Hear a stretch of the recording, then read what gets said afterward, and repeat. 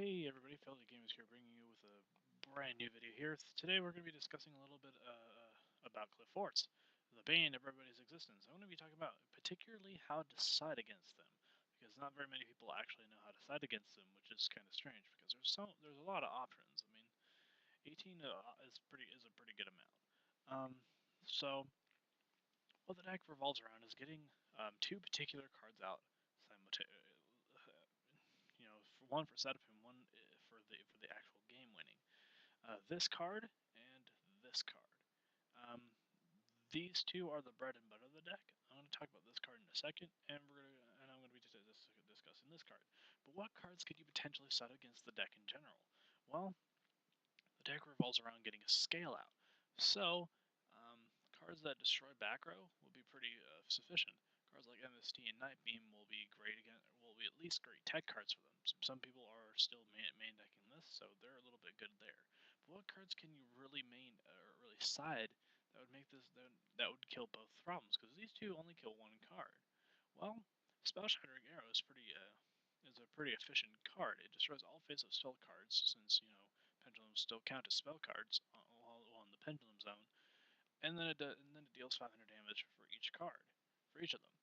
So this card can potentially get 2 to higher cards that are it can destroy 2 or more cards on the field. So it's really good there. You could also stop the summonings, or just stop them entirely. And I apologize that I don't have this card out yet. It's this card, because that works out. So, the cards like Summon Limit and Mask of Restrict are perfect against the stack. Summon Limit prevents both players to only summon 2 times a turn. But the problem with this, actually, it's only your opponent's only allowed to summon twice a turn, which stops it a little bit, but it doesn't stop it entirely.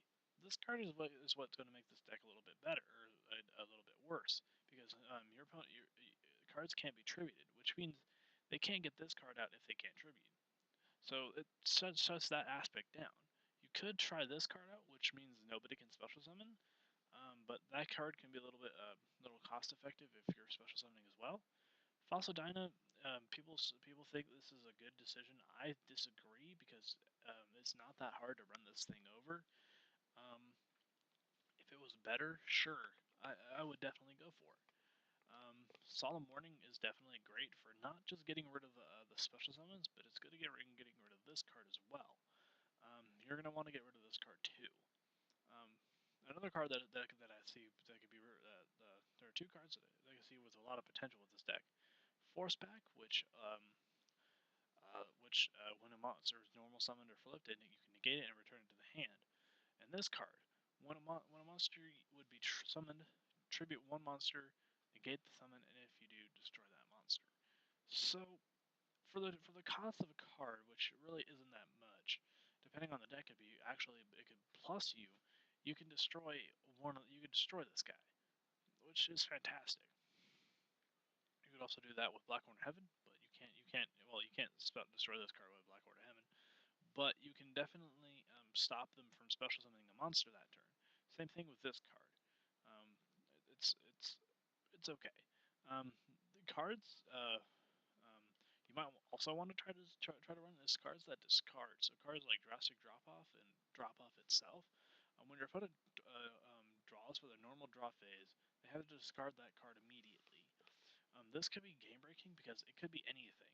If they're going first, especially if they're going second. If they're going first, there's no point in citing this card. Drastic Drop Off, which is probably in my opinion the better of the two. When your opponent adds cards from their deck to their hand, including drawing, they must discard one of those cards. Let's say you're facing a tool and they activate the effect. They have to immediately discard it. So since this card you can grab this guy, or any Qliphort monster really, it would make some sense to for you to use this card. I mean, it's a good card, but it's probably not the best thing out there. A card you probably want to try running is Anti-Spell Fragrance, is because it stops these guys from getting their effects. It stops all of them from getting their effects while they're in the pendulum zone. However, it doesn't stop them. It doesn't stop the scale entirely, but it does slow the deck down at least a little bit, which is something that you're probably going to be wanting to do anyway. Um, you might want to focus on destroying the monsters in general also. So cards like Needle Sealing, Treasure Tribute, and Darklight would be good. Well, Darklight more or less if you're running a dark variant deck like Shadal's or something.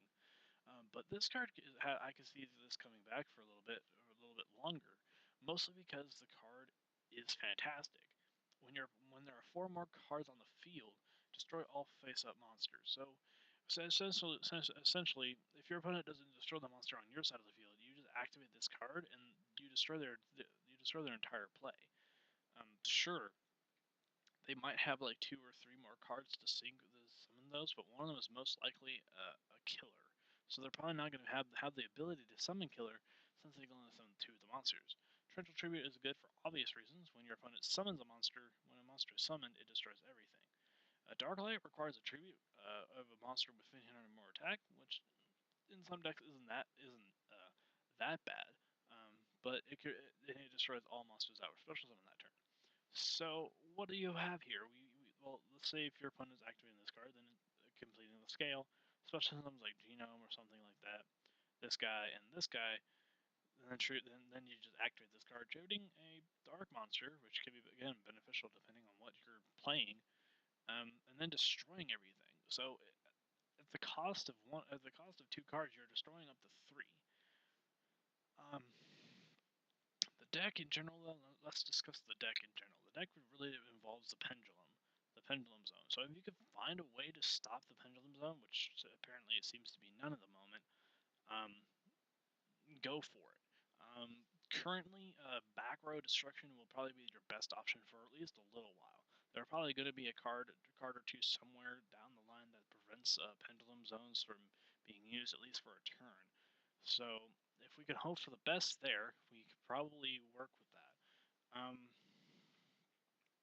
Night Beam is just an overall an amazing card. But now let's discuss the ban list portion of the side of things. Once this deck finally comes out and the ban list is finally announced, I don't think they'll down the line. I don't think they'll hit any of the Qliphorts. That's my opinion because they don't want to stop the deck entirely. They probably will limit or ban this card, mostly because since it's an old card, they're not seeing anything from it, unless they reprint the card, which I don't think they might do. The card is going to be a hindrance to Konami in the profit section. But if they were probably to hit the deck, I'm pretty sure they would hit Tool. They probably won't hit Killer, mostly because the cost is too huge. It can't be special summon, and it requires 3 of them.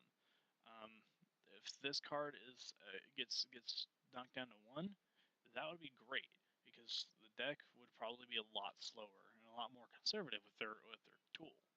So, but they also have other ways to complete the scale, like they have the other 2 1s and they have 2 9s to complete the scale. Also, they have 2 9s to complete the scale.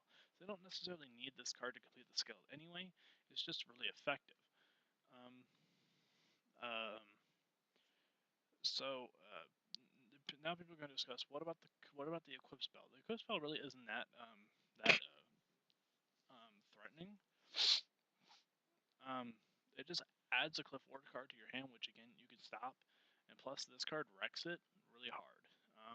I've been testing some of these, and so far this card, and this card have been my favorite of the side cards that I've been trying out. They were great. They're perfect side deck cards. In fact, I think this one will probably be permanent side deck cards for a while for me, because it doesn't stop just Qliphorts, it stops any deck. Same thing with this card, and this card. So anyway, I hope you liked this video. Failure Gamers signing out, and we'll probably do another deck discussion eventually. I'm probably gonna do Shadal's anyway.